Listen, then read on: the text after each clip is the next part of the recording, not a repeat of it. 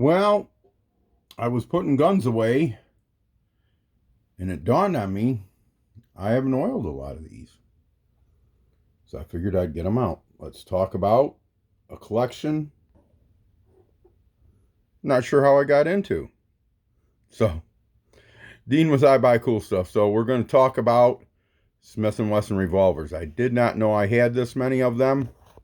And we're going to talk about them. I'm not even sure how I got into this collection.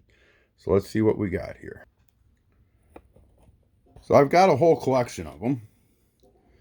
This here is the World War I U.S. Army model 1917. And these take the C-clips 45 ACP.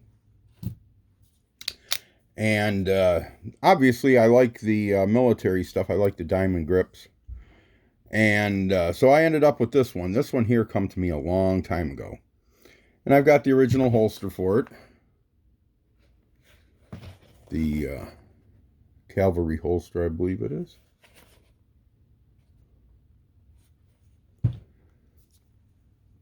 And it's one of my favorite guns. And then for World War II, Smith & Wesson came out with the Victory model, which I believe is essentially military and police, or let's see if that'll focus on that there. You can see the V for Victory and the serial number there. Right there, the V for Victory. And there's the serial number. Build number. It's marked up here for U.S. property. So these are in 38 special. You know, I don't know if they've got C-clips that hold them. I imagine they do. So, anyhow, this does not have the diamond grips. Though I think from that time frame it should. So, I didn't even know I had this many Smith & Wesson revolvers. This one here, I remember how this one come. I have a booth at a flea market, and a guy come to me and says, I've got 2 Smith & Wesson revolvers. Are you interested in them? And I said, yeah. He's pulled out a Victory model, which I already had one of. And I said, what do you want on the Victory model? He said, $600. I went, not what I'd want to get into a Victory model. And he says, I got another one. And he pulled this little out. This is a model 36. See if it'll focus in there. So it's a model 36. It's right inside the crane there.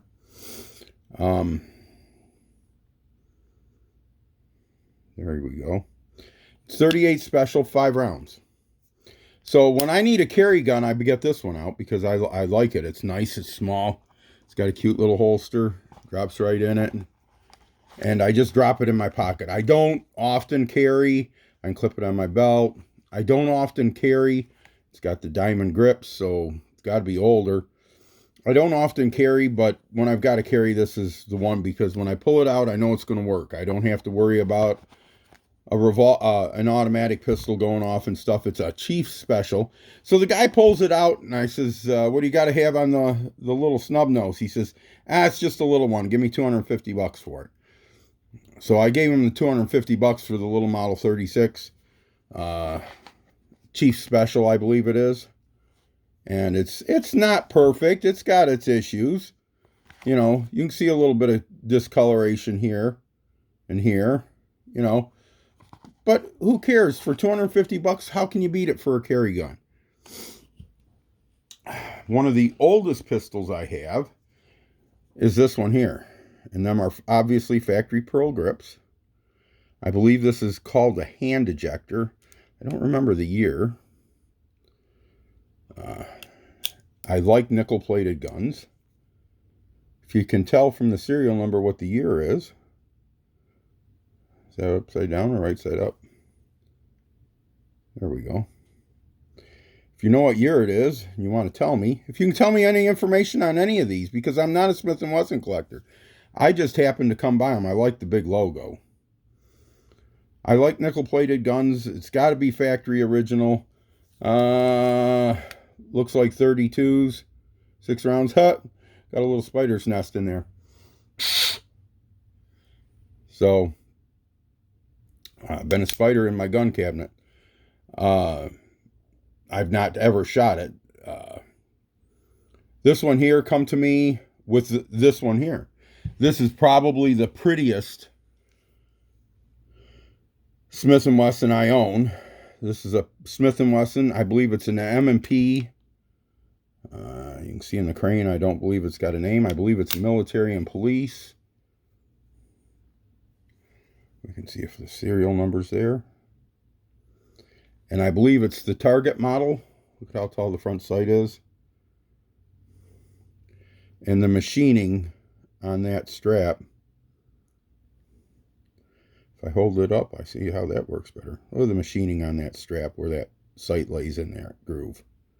Unbelievable. That is a beautiful gun.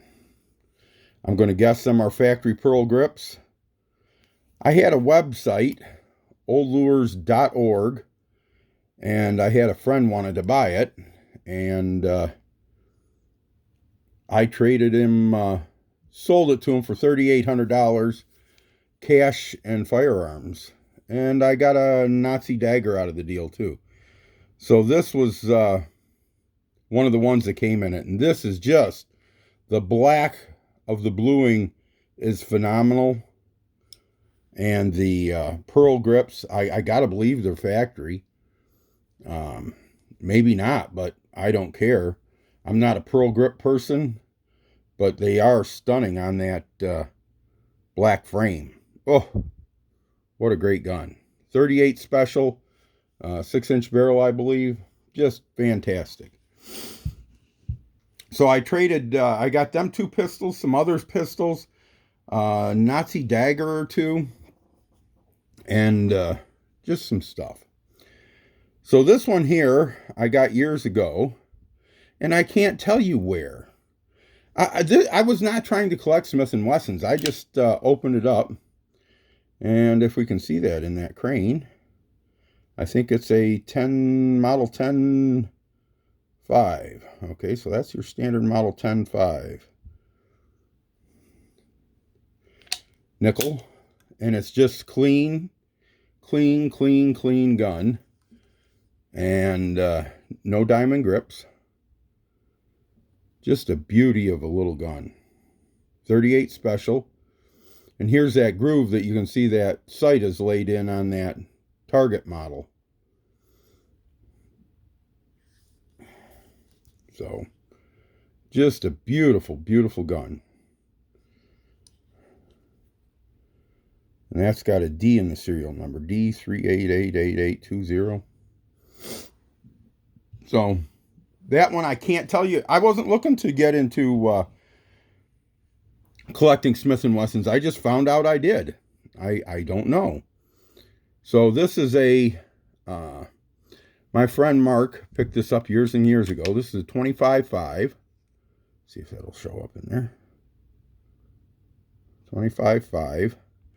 45 long colt, and he picked this up years ago, and I've got the original box and the original grips, but this is the set of grips. I'm going to kill a deer with this one of these years. One of these days I'm going to kill a deer with that. And so that's just a beautiful gun too. Target sight on there. And I got that from my friend Mark years and years and years and years ago. The last one we have here, if I can get it out of the box, is the Dirty Harry Special. I got this at the flea market as well. I have a booth at the flea market. The guy says, I got an old Dirty Harry 44 Magnum, he says. It's a 29.2. See if you can see in there. I don't know. 29.2. And it's in the original box. And just a dandy Smith & Wesson. Very much like my 25.5, they look very well together. I don't have any stainless, and I don't have any semi-automatic Smith & Wessons. But the 29.2 came to me at the flea market. I can't tell you what I give for it. I'm going to say $450. But it's been a long time. It's been 18 years, 15 years. So, good guns don't go down in value in general. So, buy what you can when you can. So, beautiful. Love these old guns.